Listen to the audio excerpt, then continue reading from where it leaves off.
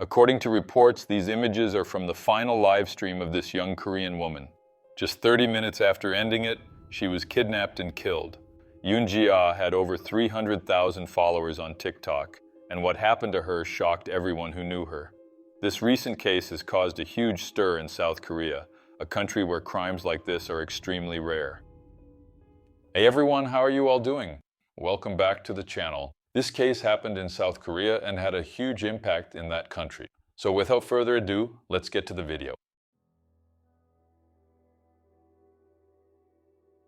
Yoon Ji-ah was a young South Korean woman in her early 20s. Some sources say she was 20, others 22. Either way, people close to her said she had a vibrant energy and sometimes came across as almost teenage-like. With over 300,000 followers on TikTok, she often hosted lively live streams, shared lifestyle content, and drew people in with her charisma, a charisma that won her thousands of fans. An aspiring actress, Ji-ah used social media as a springboard for her entertainment career, sharing everyday moments with a hopeful smile and engaging communication. Her family described her as someone who deeply loved her family and interacted genuinely with her audience, always grateful for their support. Her TikTok profile was her personal space, where she dreamed of shining on screen. But behind the likes and positive comments, Ji-ah's digital world attracted not only admirers, but also dangerous individuals. Platforms like TikTok have systems of VIP fans or sponsors, where users spend huge amounts on virtual gifts to gain status and closeness with their favorite content creators.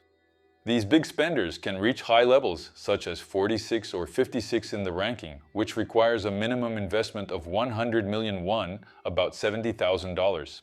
Ji-ah, like many influencers, partially relied on this support to grow, but it exposed her to unimaginable risks.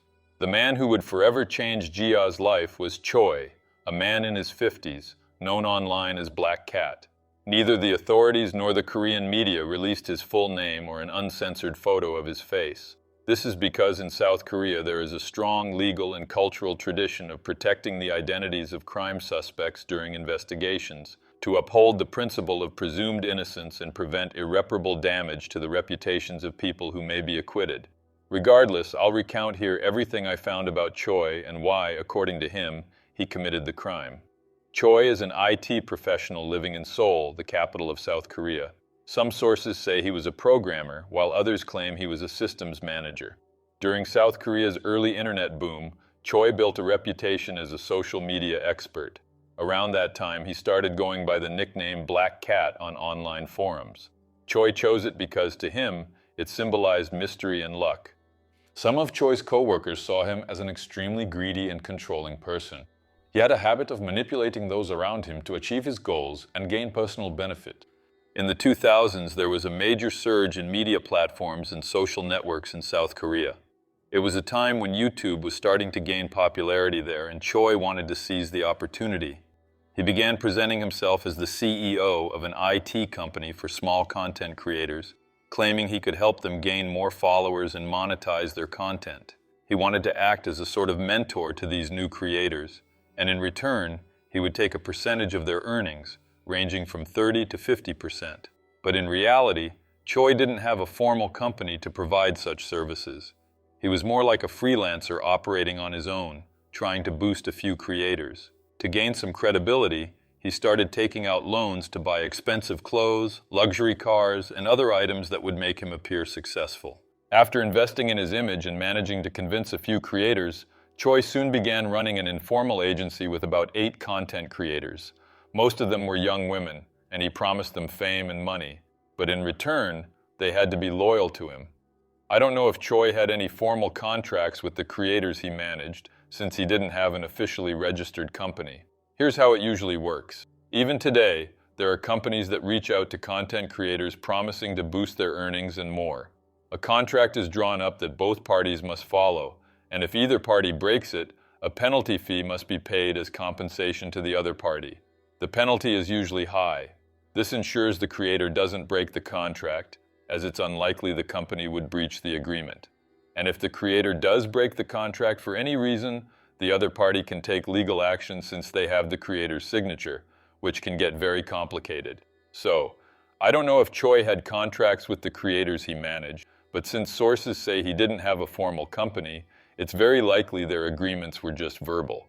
And although managing these creators was bringing in some profit for Choi, he was accumulating debt and taking multiple loans from banks and loan sharks. He even put his house up as collateral for one of the loans he negotiated with a bank. Choi's life basically worked like this. He took the profits from the creators, paid a bank loan, then took another loan, paid a loan shark, and so on. He had essentially created his own collapsing pyramid scheme. As Choi realized he was sinking deeper into debt, he began demanding that the content creators work harder to generate more profit. His personality, which had once resembled a father wanting the best for his children, became toxic and controlling. He even demanded that creators do 8 to 10-hour live streams without breaks. This, of course, caused friction between Choi and the creators, who began to feel suffocated and exploited. As a result, creators started ending their partnerships with Choi, leaving the informal agency one by one. According to reports, Choi didn't take this well and began to harass some of these creators. He only stopped when threatened with being reported to the authorities. After that, Choi withdrew and began living a double life. Online, he was a magnate, wealthy, powerful, able to boost any creator. Offline, he was a lonely, indebted man. According to sources, Choi had no wife or children, which likely contributed to his isolation. Neighbors reported that sometimes they could hear shouting and objects breaking in Choi's house. It seemed rage was taking over him. At the height of the global health crisis in 2020, many people had to stay home due to lockdown policies. During this time, there was a significant increase in new content creators as well as viewers, since people stuck at home spent most of their time online, watching videos or live streams. In fact, guys, it was around that same time that I created the channel, after I closed my company.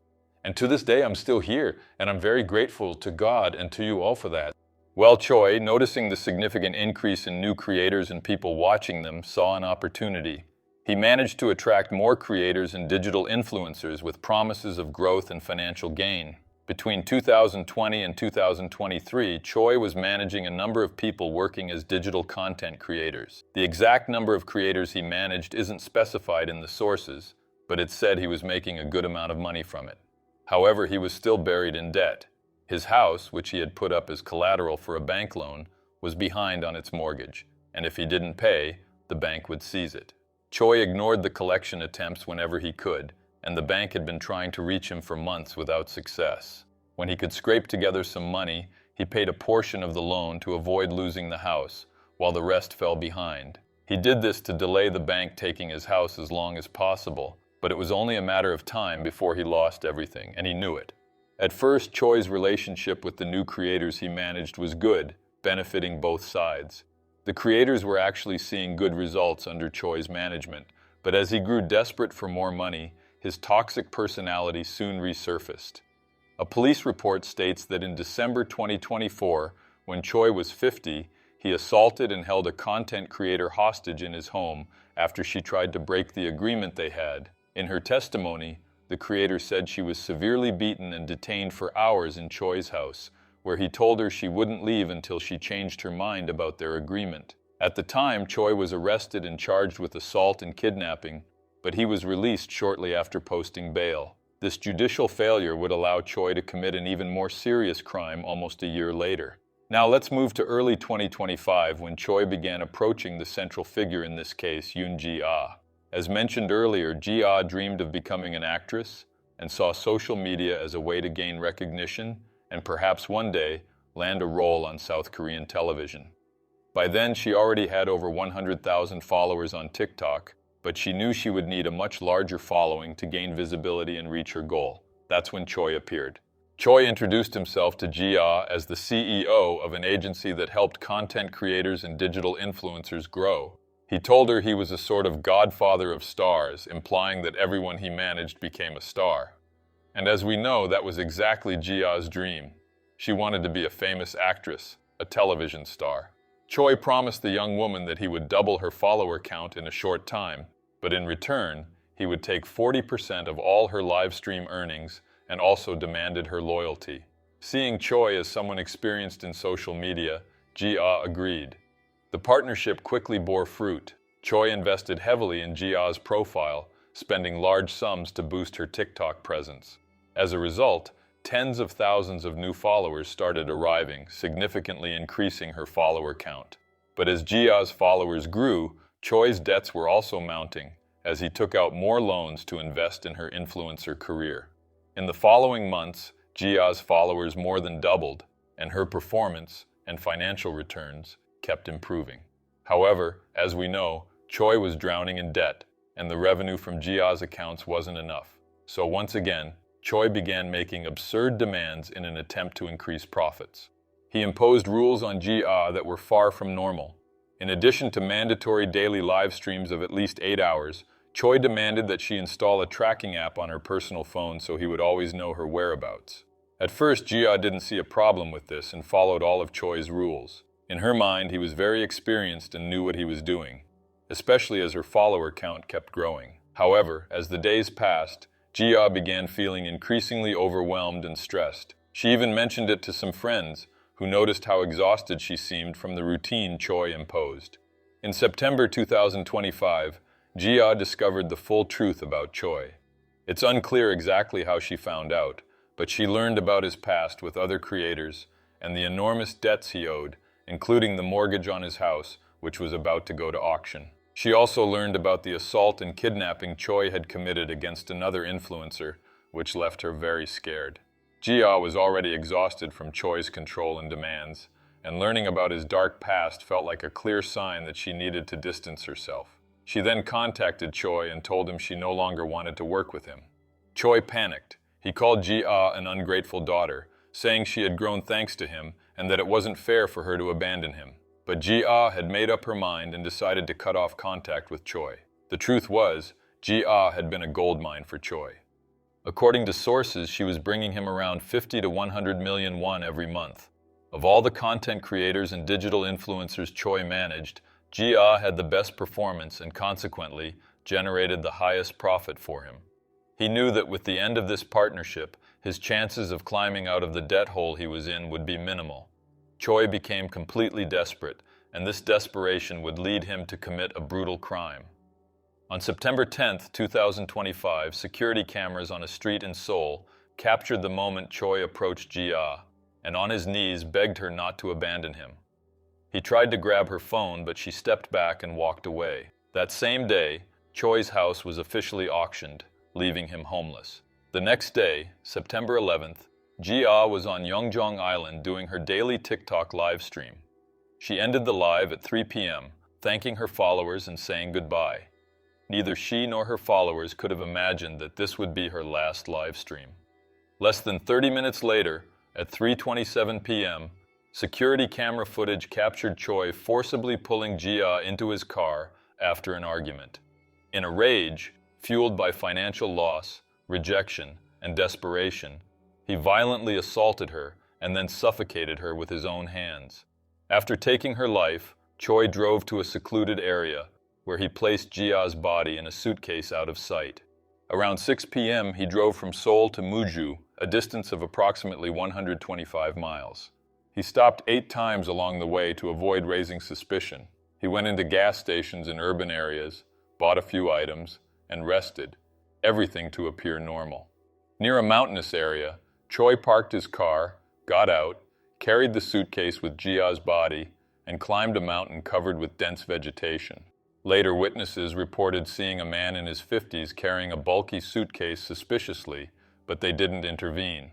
After climbing the mountain for some time, Choi abandoned the suitcase with Ji-ah's body in a secluded forested area in Muju County, North Jeolla Province.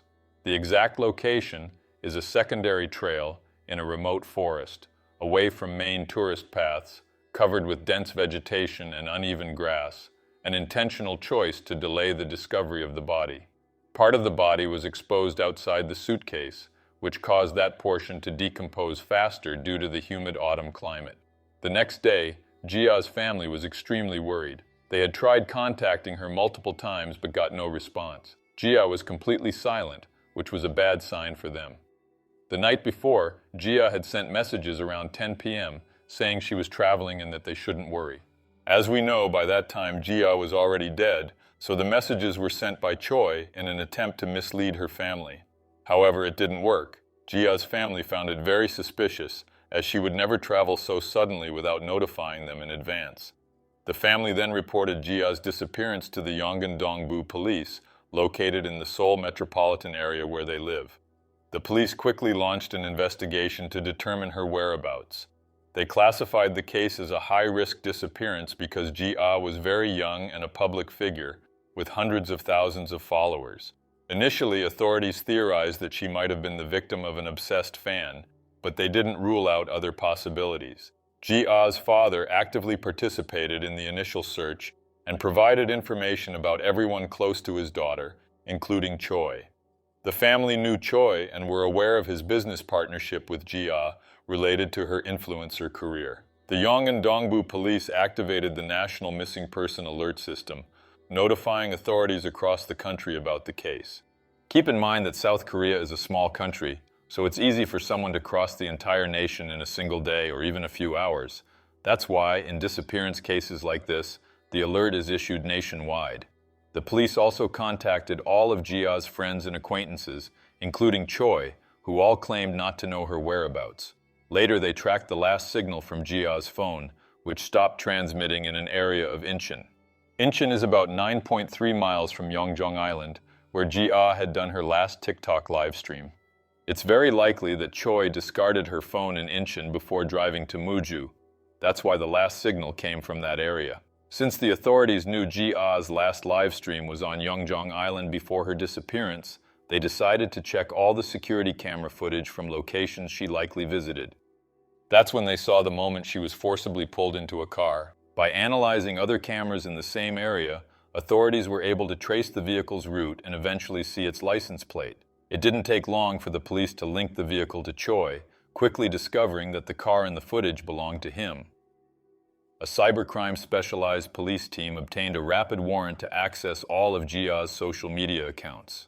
There they found messages from Choi making the absurd demands he had imposed on Ji-ah. The police classified these messages as extremely controlling. In conversations with Ji-ah's friends, officers learned that in the past few weeks she had been feeling immense pressure from Choi, causing her significant stress. When checking Choi's record, the police saw that he had already been arrested for assault and kidnapping of another influencer less than a year earlier. With this, Choi became the prime suspect in the case, and a police team went to his house in Seoul. However, they didn't find him there, as the house no longer belonged to him. It had been auctioned by the bank due to his debts. The police tried to locate another address where he might be, but were unsuccessful. They attempted to call him again, as they had at the start of the investigation, but Choi no longer answered his phone. Around 5 o'clock in the morning the next day, September 13th, a local worker passing along a remote trail in Muju noticed something strange in a grassy field on the mountainside. Upon approaching, he saw it was an abandoned suitcase, partially open, with part of a female body sticking out. The man was shocked and immediately contacted the local Muju police to report the grisly discovery. As soon as they arrived, the police cordoned off the area and requested a forensic team to the scene. They asked the man if he had seen who left the suitcase with the body, but he said he hadn't seen anything and had just come across the suitcase by chance. In talks with people living near the mountainside, the police were informed that a man had been seen in the area carrying a large suitcase the day before. The description given by the residents matched Choi's characteristics, but the police only learned of this after notifying the Yongin-dongbu police, who were in charge of the case. When the forensic team arrived, they immediately began analyzing the scene to understand the dynamics of the crime and gather evidence. Ji-ah's body was nude from the waist up, covered in purple and blue bruises across her torso and limbs. This indicated she had been severely beaten while still alive. There were deep strangulation marks on her neck, with red lines and swelling. Her face showed severe injuries, including swelling and cuts, suggesting repeated punches. The forensics team noted there were no signs of advanced decomposition, indicating the victim had been killed recently, within a maximum of 48 hours. They also found skin under Ji-ah's fingernails, which was collected and sent for analysis. Fingerprints were found on the suitcase in which her body had been placed. Experts concluded that the suitcase had been dragged about 164 feet before being abandoned at that location. Subsequently, Ji-ah's body was sent for an autopsy. At this point, the Yongin-dongbu and Muju police joined forces to locate Choi and issued a national alert. The authorities' main objective was now to locate the man before he could leave the country. To do this, they used footage from security cameras showing Choi driving the car after he had kidnapped Ji-ah on Yeongjong Island. They managed to trace the entire route Choi took by tracking his car, which was captured by several security cameras, including those installed on highways. In this way, they were able to track Choi's car and discovered that he was still in Muju. After a search involving hundreds of police officers, Choi was found a few miles from the location where he had discarded Ji-ah's body. According to sources, he tried to escape but was captured afterward without much resistance. When the police checked his vehicle's GPS, they were able to confirm that he had followed exactly the same route they had traced through the highway security camera footage. This is, without a doubt, strong evidence that will be difficult to refute. After being arrested, Choi was taken to the police station. Initially, he denied any connection to the crime. Later, he said that he had indeed met Ji-ah, but had left her safely in the city of Incheon.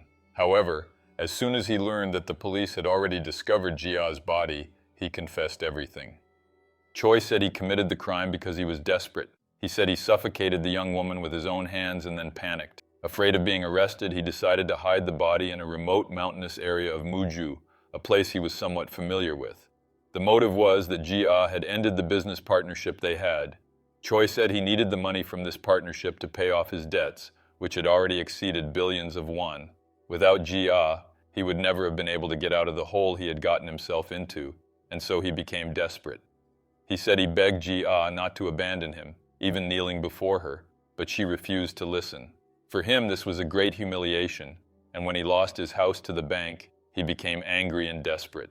Initially, on the day of the crime, he said he only wanted to talk to Ji-ah, but she ignored him again, and he then pulled her into his car and committed the crime. Authorities suspected that Choi had drugged and forced himself on Ji-ah because she was naked from the waist up. He was questioned about this but denied having done these things to the young woman. The initial autopsy on Ji-ah's body took place in the city of Jeonju. In this autopsy, cervical compression asphyxiation was confirmed, with internal hemorrhaging in the soft tissues and a partial fracture of the trachea.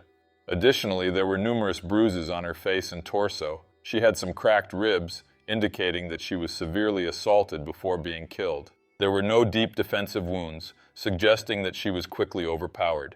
The approximate time of death was 3:45 p.m. on September 11th. It is worth noting that security camera footage captured the moment Choi forcibly pulled Ji-ah into his car at 3:27 p.m. Subsequently, a more comprehensive autopsy was performed on Ji-ah's body. Authorities suspected that the young woman had been a victim of sexual assault because she was naked from the waist up. However, in this second autopsy, it was determined that Ji-ah had not been sexually assaulted, which came as a surprise to the authorities.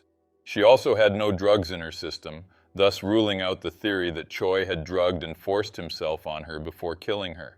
The skin found under her nails was tested against Choi's DNA and matched. The fingerprints found on the suitcase containing the body also matched Choi's, and the car seat fiber on the outside of the suitcase matched the fiber from his car seat.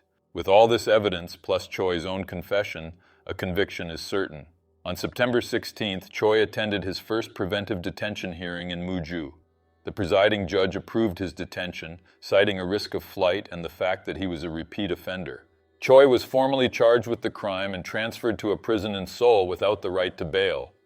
Ji-ah's case received widespread attention in South Korea and in parts of Asia. Her fans created a virtual memorial on TikTok, where they expressed deep sorrow. K-pop fan groups and streamers organized virtual vigils, with mass live streams using filters in honor of Ji-ah. A documentary about the crime was broadcast by SBS a few days after the incident and reached a record audience of around 7 million viewers. This caused the case to gain even more attention. In an interview, the young woman's family said they were deeply shaken and hoped for the maximum sentence for Choi. Currently, Choi is in a prison in Seoul, awaiting his trial, which is scheduled for the end of this year.